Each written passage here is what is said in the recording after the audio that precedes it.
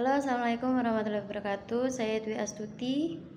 Saya seorang mahasiswa di IAIN Surakarta semester 5. Di sini saya mendapatkan tugas mata kuliah akuntansi manajemen yang diampu oleh Bu Wahyu.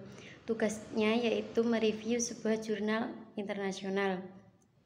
Jurnal yang saya ambil yaitu berjudul Product and Process Productivity Implication for Quality Choice and Conditional Exporter Premia yang ditulis oleh Juan Carlos Halak dari Universitas de San Andrés, Argentina. Tahun jurnal 2013. Latar belakangnya yaitu pengembangan model perdagangan internasional dengan dua dimensi, V heterogeneous RM, di mana V dimensi pertama adalah produktivitas proses, yaitu bagaimana menunjukkan konsep standar produktivitas seperti yang dimodelkan dalam literatur. Yang kedua ialah produktivitas produk, yaitu di mana V sebagai kemampuan perusahaan untuk mengembangkan produk berkualitas tinggi dengan mengeluarkan kecil V pengeluaran tetap. Perbedaan antara kedua sumber produktivitas ini bersama dengan asumsi bahwa biaya perdagangan gunung es menurun seiring dengan kualitas. Memberikan berbagai premia eksportir bersyarat sebagai prediksi teoritis bergantung pada ukuran eksportir menjual produk berkualitas lebih tinggi, menetapkan harga lebih tinggi, membayar harga input lebih tinggi dan upah lebih tinggi, serta menggunakan modal secara lebih intensif. Teori dari jurnal ini yaitu menggunakan teori yang bergantung pada permintaan produk yang dibedakan struktur dan fokus pada industri manufaktur yang menghasilkan produk yang berbeda. Menurut Rhodes 1999, klarifikasi liberal. Metode yang digunakan oleh John Hart yaitu analisis empiris dengan menggunakan data manufaktur tingkat pendirian atau pabrik. Objek penelitian dan data yang diambil, deskripsi data yang lebih spesifik, sumber, pembersihan data, dan konkordasi disediakan dalam indeks web. Untuk India sendiri menggunakan penampang Annual Survey of Industries. Untuk informasi tingkat pendirian diklarifikasikan menurut kategori niche 4 digit.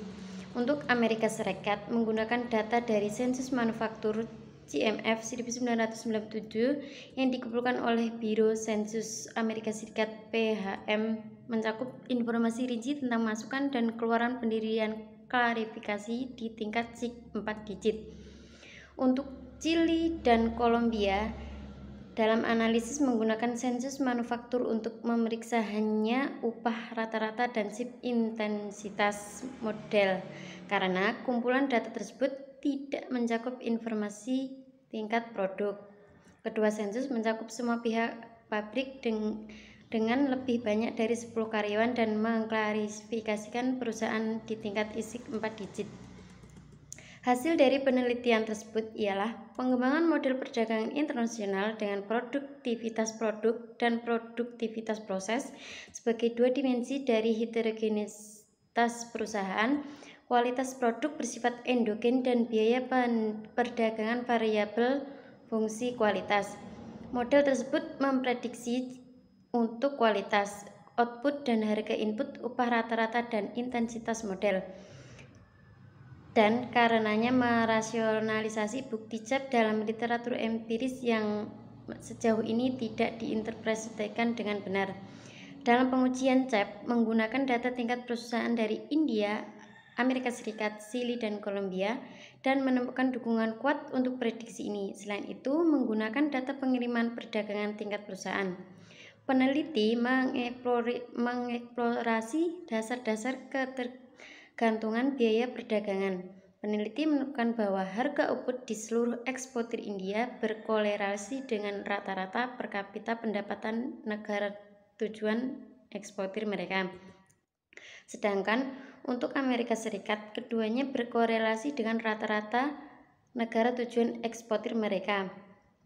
Pendapatan dan jarak rata-rata mereka meskipun besarnya pengaruh pendapatan mereka adalah sepertiga besarnya upah India. Model ini memiliki implikasi yang sangat berbeda dari model atribut tunggal tradisional. Sedangkan model memprediksi yang terbesar perusahaan menjadi perusahaan yang memasuki pasar luar negeri sebagai respon terhadap liberalisasi perdagangan. Model ini memprediksi bahwa banyak dari perusahaan besar tersebut bersedia membayar biaya peningkatan kualitas yang diperlukan. Oleh sebaliknya, banyak perusahaan kecil di seluruh distribusi ukuran yang memiliki produktivitas produk tinggi akan menjadi eksportir. Akibatnya, sumber daya dialokasikan kembali ke perusahaan terakhir.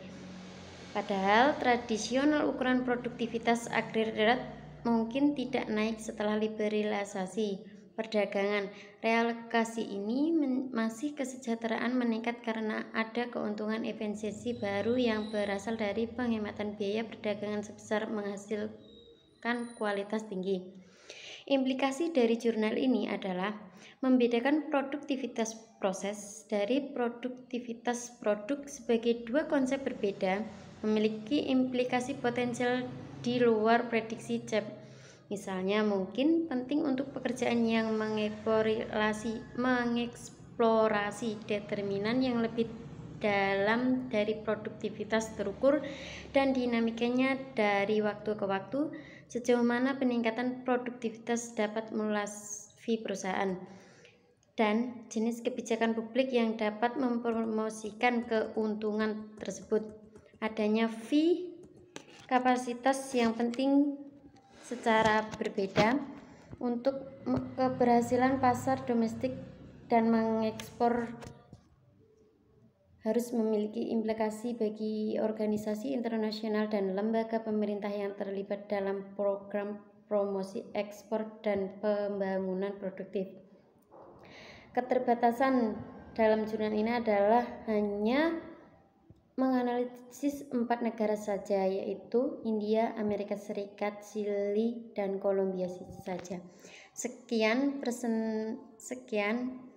review jurnal yang dapat saya sampaikan, semoga bermanfaat dan terima kasih.